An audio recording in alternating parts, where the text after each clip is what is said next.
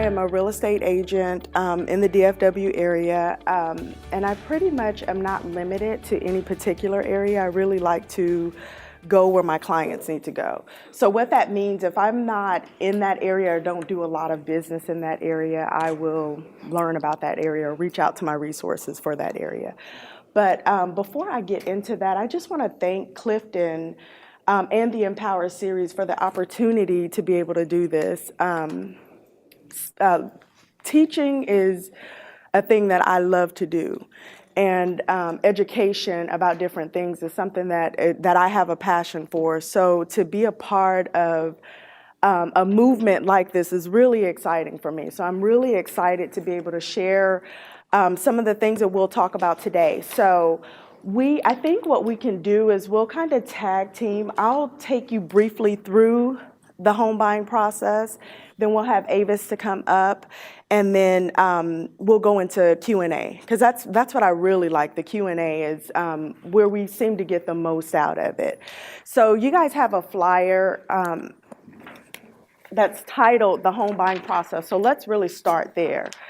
So the first deal that we need to understand is home buying is not for everybody. Home ownership, we understand that it's not for everybody. But like Clifton said, you know somebody who does want to purchase a home. You know people around you that are purchasing and may, have the need. So my goal here today is to walk you simply through the process, to provide as much information as I can about the process, as well as answer any questions and maybe demystify some of the myths about home buying. Okay, so the first step is if you're in a rental, you need to decide that that's not what you want to do. Like Clifton decided that he was done renting. He didn't want to spend that time. So you have to make a decision that renting is out. Then you're going to consult with your realtor. Your realtor is going to be the source that's going to provide you with the different resources that you need. Then you're going to look at your credit. What does your credit look like? There are 5 components of your credit score. And if you take a peek at this sheet here, it kind of breaks down what that looks like for you. So 35% of your credit score is payment history. So that means, how are you paying your bills? Are you paying them on time? Are you lagging? That's 35% of your credit score. So that's one thing to consider. That will change your credit score tremendously, because it's 35% of the total score. Then you have 30%, which is the amount owed, or your debts. Those are, that's all the debt that you have, okay? So you have your debt, which is 30%. Then you have how you're paying off your debt, which is 35%. So those are the 2 main components of your credit score. Then you have credit history. So how long have you had this debt? And they credit companies and the bureaus typically like to see longer periods of time, okay? And then you have 10%, which is an inquiry. So an inquiry is when you go to apply for credit. That shows up on your credit, and there are points deducted from that, from your total credit score. And then the type of credit use. So we have revolving and installment credit. Okay, so those are the different types of credit. So those are the 5 components. Before we move on to the next step, does anybody have any questions about credit? Yes. There was a few questions that were asked through the registration process. And some of the questions were, I want to pull some of them up to make sure, but it was around student loan debt and other types of debts, and how that could prevent you from getting a loan. Yes. So having debt doesn't prevent you. We'll talk a little bit more about that, how the types of debts or how much debt you have percentage-wise. Right.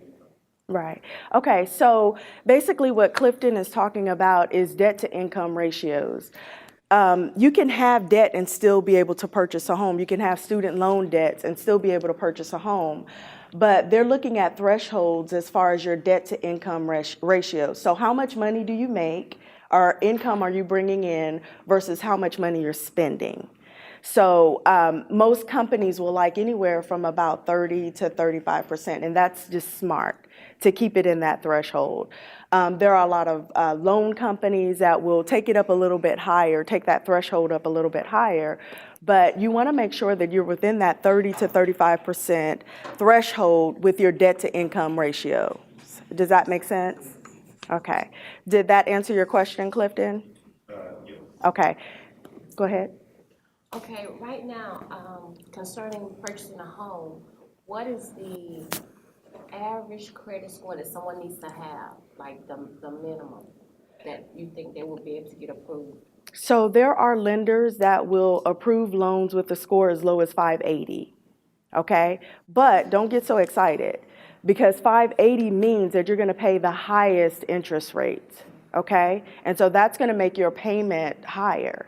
So while you can get approved with a 580 credit score, you have to consider that there's some other things that you're gonna have to look at as far as, interest rates. So the higher your score is, the better the interest rates are, and the better chances you'll have to be able to qualify for some of the programs, the down payment assistance I programs. was reading, and I know that at the point that we are today, at one point they were saying that you need to have a 760 or 800, but they have dropped that now for what they consider good. So that's why I was asking, as it relates to home buying, is it in the same range now that they're saying that it's good, or is it still higher? So I read an article the other day that says the national average credit score is 620. Okay, so that's the national average. Which has dropped tremendously because it used to be a high 70. Right. But like I said, there are loan programs that can get you approved with as low as 580. Okay, yes, ma'am. So I've done well managing debt. I don't have any. Good. Other than student loans. So I know that there was a lot of rules and changes in the way student loans are considered in the loan process. Yes. So can you talk about that and explain that for a person like me who has too much? So when we get into like specific debt like that, I don't want to get into somebody else's business, which would be a lender that would go into that. But overall, your student loan debts, they're still going to look at your debt to income ratios. And where before they weren't pulling any student loans that were in deferment, now they're pulling that in as a part of your debt. So I do know that much about it. Okay. Any other questions? No? Hey, sir, you got any comments on that? Yes, I'm Serge, I'm a lender. Yay! Texas lending. So student loan debt will actually affect you.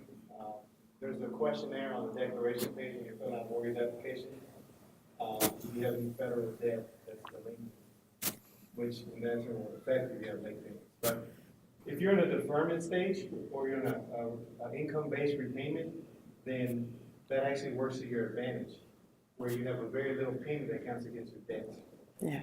Even if you have $100,000 debt, you can get a $200 minimum payment. So that actually helps you. Yeah, so it's not in default. It's not. Yeah, you're not in default. Under the income based. Right. Yeah. So you just have to talk to the student, the student debt, talk to them about income-based repayment plan, and then you provide that to the lender.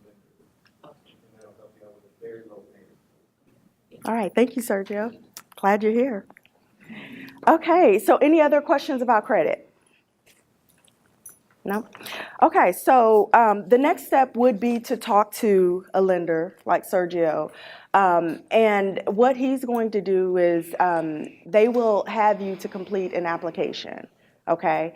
One of the things that we talked about yesterday at the Lunch and Learn was the opportunity to be able to shop for mortgages before you lock yourself into a mortgage.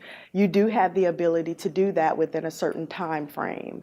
So within 30 days, a 30-day time frame to look for other mortgages to make sure that that particular mortgage that you're getting into is going to be the best fit for you. Your lender will take your information. Now, as a real estate agent, what I prefer is that you submit all your documents to your lender and not just have a verbal conversation or send the basic documents that you'll have to send. during that loan application. Because when we go out shopping in this market, it is, we need to be ready. So I want you to have everything that you need, and that pre-approval letter, I want it to be solid. I want it to be solid so that when we go to submit our offers, it's not where we're having to make sure that you will still qualify for that, okay? So we'll get a pre-approval from your lender. And then from that stage, we'll sit down and have a conversation about what your goals are, what it is that you expect. What do you want? What type of home do you want? Are you trying to keep this home for a few years and then sell it? All these things come into play when you're purchasing your home. Or are you going to purchase this home and live in it forever? So we're going to talk about that, your goals. We're going to set expectations. And based on the amount that you were pre-approved for, we'll start looking at homes that are in that range, okay? Then once we have done all of that, then we'll get in the car and start looking at homes. And that's the exciting part. It could be exciting and stressful all at the same time, because you can fall in love with these homes and we're ready to go put in an offer and, oh, there's another offer that was outbidded. So that's why we want to make sure when we go that our offer packages are ready to go and they're solid. So once you have found your dream home, you're in love, this is a home I want, then we're going to go under contract. So that's what we call the offer package, okay? So we're under contract at this point, and then we go into what's called an option period, okay? The option period is, there's a bunch of different things happening during the option period. It could be 5 days, it could be 7 days, it could be 10 days, it could be whatever amount of time you as a buyer think you might need to do all of your due diligence on this property. Because remember, this is your investment. And so you want to make sure that things are good to go. One of the things that will take place during the option period will be the title process. So what that means is that the title company will start looking at the title, the history of that home, how many times it's changed hands. And they want to make sure that it's a clear title so that you can purchase the property. The other thing that happens during that period is an inspection. You'll have an inspector to go out and inspect that entire property from top to bottom, front to back, and we'll look at everything. And after he's done with that, he'll provide us, or she will provide us with about a 50-page report that tells us every single thing about that home. It will tell us if it needs a new roof, if there's plumbing issues, if there's whatever is going on with the house, we'll be able to find that out during the inspection. And we can also use that information that we learned from the inspection to go back and, renegotiate the contract if we needed to, okay? The last thing that typically happens during the option period, or that I recommend, is going through insurance. Start looking for your insurance quotes, okay? Your insurance quotes are going to be really important, because when they start pulling those quotes for the homes, they'll also, as an insurance company, will pull what's called a clue report.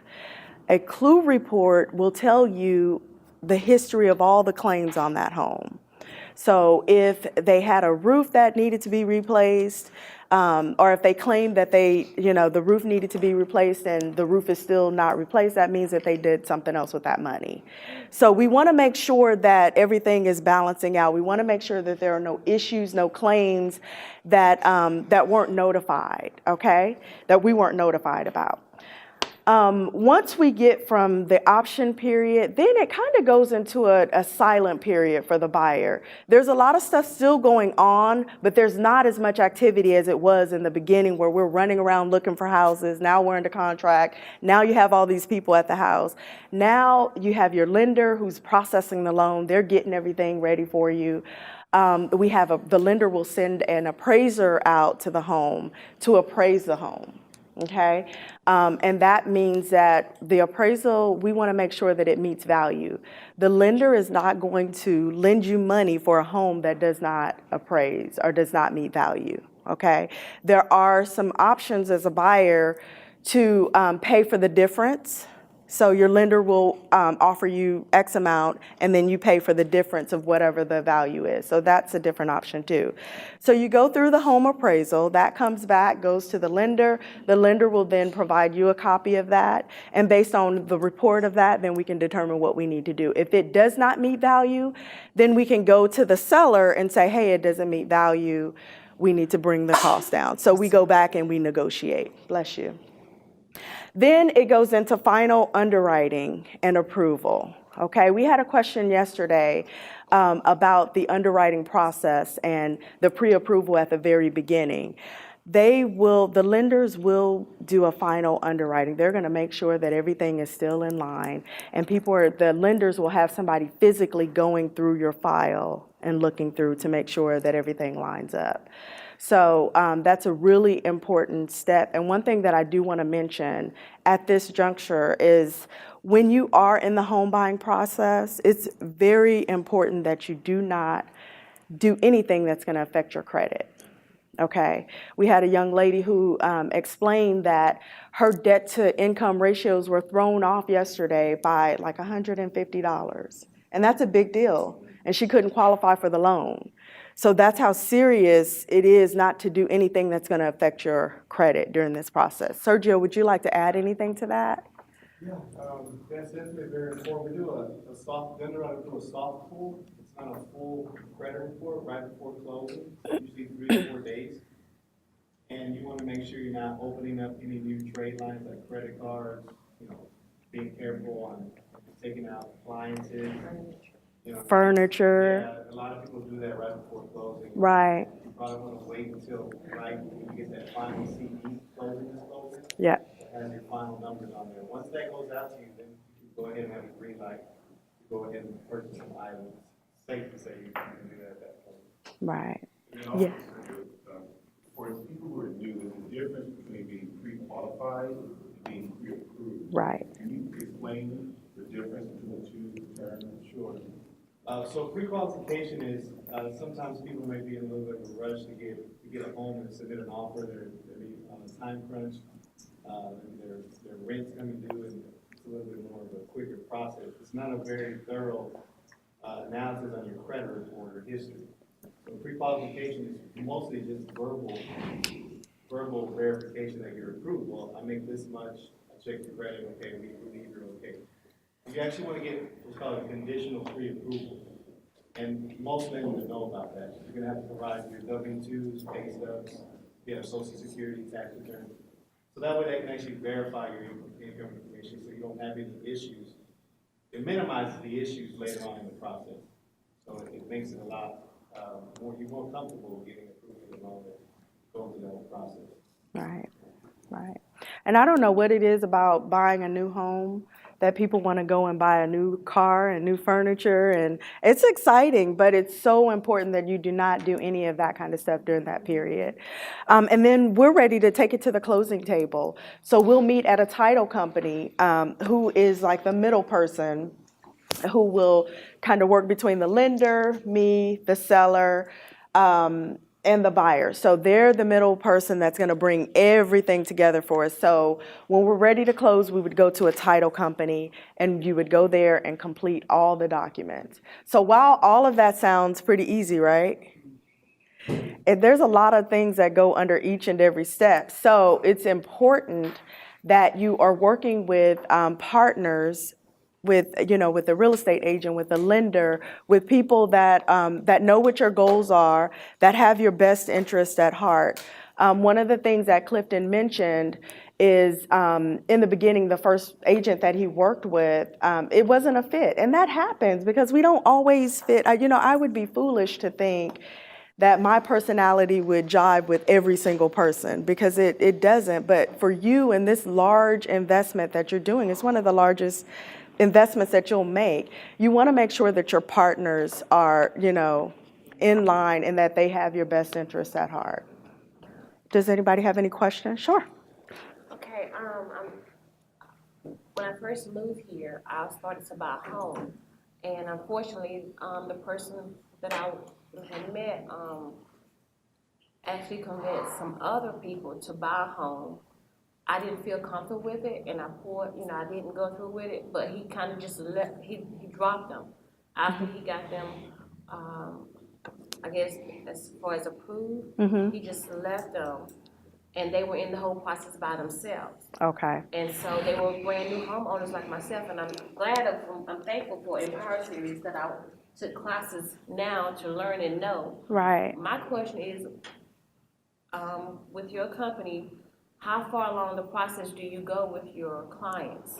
So it's not a company-based thing, it's an individual realtor-based thing. Each realtor does, they do different things. So that would be a great question to ask when you're dealing with your realtors.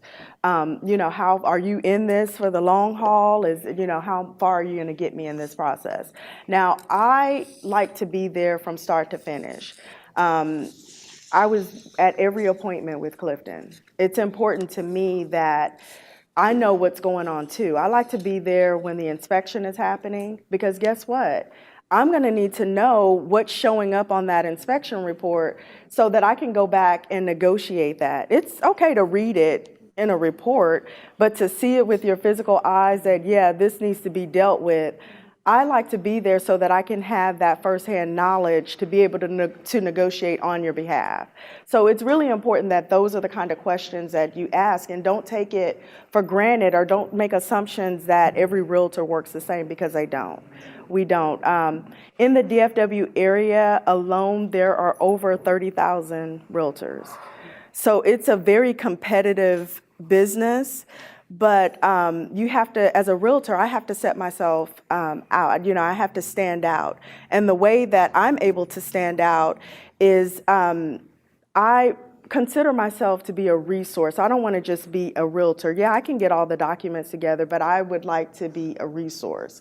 So I may not have all the answers, but guess what? I have people in my network, people that I know that can help us get to where we need to get to. Any questions? Yes, okay. Go ahead. I have one on understanding your credit score. What's the deal with all three of them having different credit scores? They're not, Consistent. no. So How would that work when you're in the process of trying to purchase. Okay, and I'm gonna say something and then I'll let Sergio talk about that a little bit as well. So basically what happens and why that happens is different companies use different bureaus to report to, okay? So if you had a Kohl's account, that Kohl's account may not report to all three. They may only report to two, or they may only report to one. So that would be the difference of your credit score and why you have three different credit scores. The lending companies will pull that middle score. You want to speak on that? Right, there's actually also to add to that, there's a mortgage credit score, and there's a credit score for everybody else. Right. You have, Credit Karma is a source that a lot of people recommend, but they have for a credit card or installment loan or a car loan, they're usually all the same. And you can pull for a mortgage, it's based on different factors. Kind of like the sheet right here, understanding your credit score. It's going to be based a lot heavily on how much credit you're using. You have high limits, you have low limits on credit cards. But to answer your question, each bureau is reporting, they're using almost like different algorithms to report a score. They're using different factors to determine the score. So certain cards, certain balances may weigh heavier with certain bureaus than other bureaus. So it can be like a mathematical system, it's probably crazy, but the mortgage score is important to have. And 2 trade lines are very important for an underwriter. 2 credit cards. Try to stay away from the department store credit cards. They don't weigh as heavily on the credit that the underwriter views. But if you can open and have history with 2 credit cards, at least have them, charging small balances every month, paying it back, then you're in really good shape with improving your scores. Yeah. So if you guys are talking about, Hold on. looking at some questions here that you sort of asked, and it's really around credit, but you have these companies that will tell you that they can fix your credit real fast. Yes. And paying your bills on time and not having a lot of bills is the like exercising, eating well, and eating sweet. Right. Not very exciting, but you do those, you do it yourself. But how should people think about it? If they want to buy a home and everything's about credit score, credit score, and they're getting all these offers about, we can fix your credit real fast. How should people be very, and very cautious about those types of things? Well, I'll speak to it. There are some really great companies that will help you through it.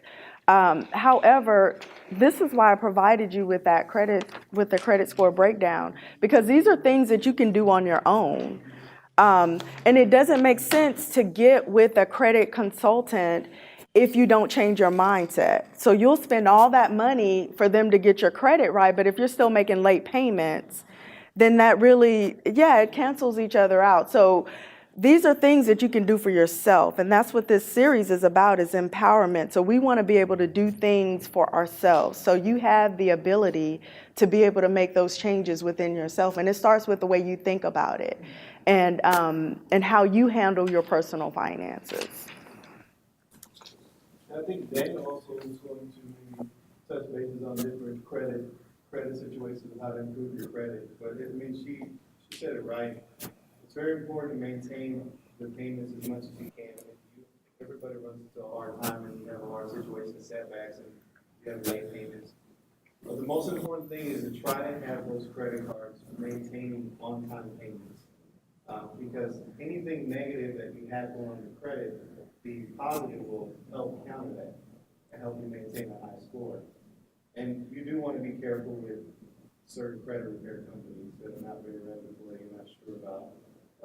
Usually, most of the time, quick fixes are not the best thing. Right. It's a slow, drawn-out, disciplined process over time of educating yourself that usually wins out most of the time. Yeah.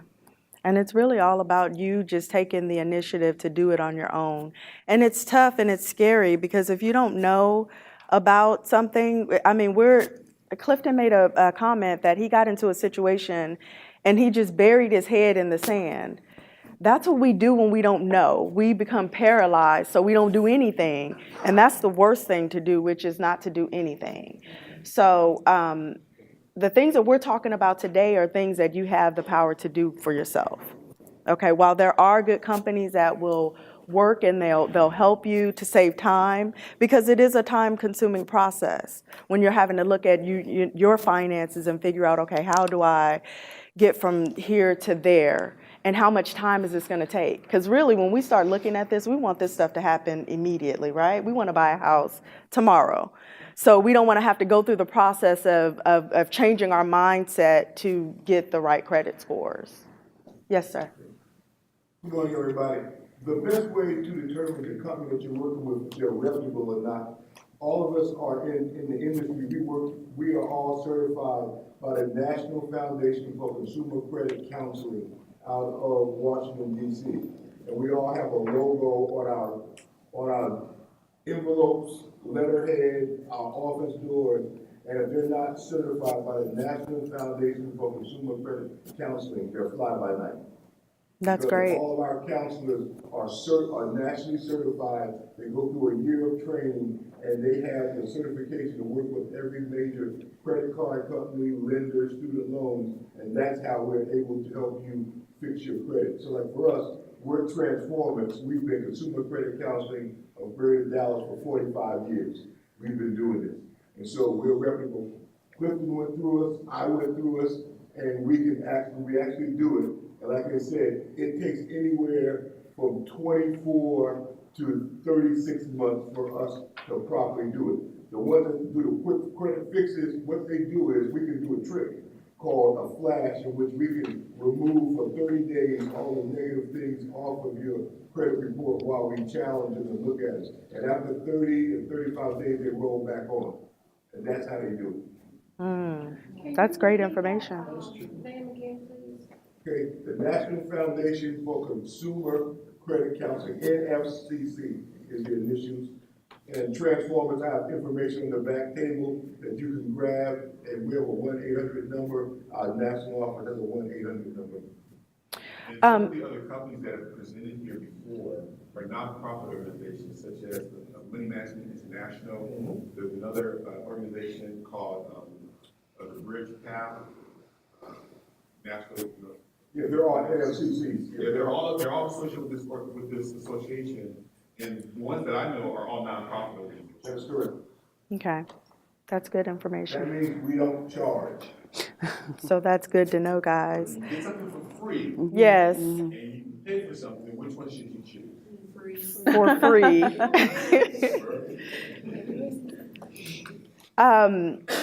Daniel, Dr. Prescott, I wanted to ask you, so you said you guys had to be certified. Is there an annual certification that you have to go through, or is it once you're certified, you're good to go? No, there's annual certifications, and we normally go to a national conference. It's in Dallas next year. Okay. At the Anatol Hotel, and all of us 250 organizations from across the country, we come in for our national certification for a whole week. Okay, that's good information to know, and it's free. Who doesn't love free? You had a question. Yes, thank you. My question is, one of the steps in the process you mentioned is bidding. And with the market the way it is right now, it's pretty hot. So you're getting all these bidding. How do you, what are some of the things you can do, or is there something you can do to win that house that you really want? So a lot of realtors will have you to bid over asking, and I will recommend that in some situations, but not all situations, because if the house is not going to meet value, and we'll know what value it is by looking at the other homes that have sold in the neighborhood. If it's not going to meet value, then it doesn't make sense to go over the asking price. So there are things that we can not ask for, like your warranty service. And that's something that I typically will ask the seller to pay for a year for the buyer. So when you get into the home, you have a warranty. So we can not ask for warranties. I have won several bids by writing a letter to the seller about the family that's with a picture, and they love it. They love it. That explains that, hey, this is the home that we see ourselves in. I could see my child in the backyard. And it's like really emotional because remember, this was somebody else's investment before it was yours. So, and if I know something about the property, I try to make friends with the other agents. Like, hey, what is it about this property that your seller really loves? And then we'll play on that. So they love to sit in the backyard and the sunset falls at this time, whatever. It's all emotional, right? We'll put something in that letter that says, we really enjoyed walking by the house at this time of day and we noticed at the sunset. And you have that connection. So it's really about just being very keen and paying attention to everything, not just being one track, like we need to get the bid, but tugging on everybody's emotions, because that's what it is. It's an emotional thing. And as business-like as we want it to be, it's still very emotional. It's still very emotional. So outside of price, because that's how it ends up being just way overpriced, and you get bids that are coming in, 10,000, 15,000, 20,000 over asking. That's great, but if it doesn't meet value, it's going to be right back to square one. So it's really all about that agent and how they seem to, look at the cards that they're being dealt. It's a tough market.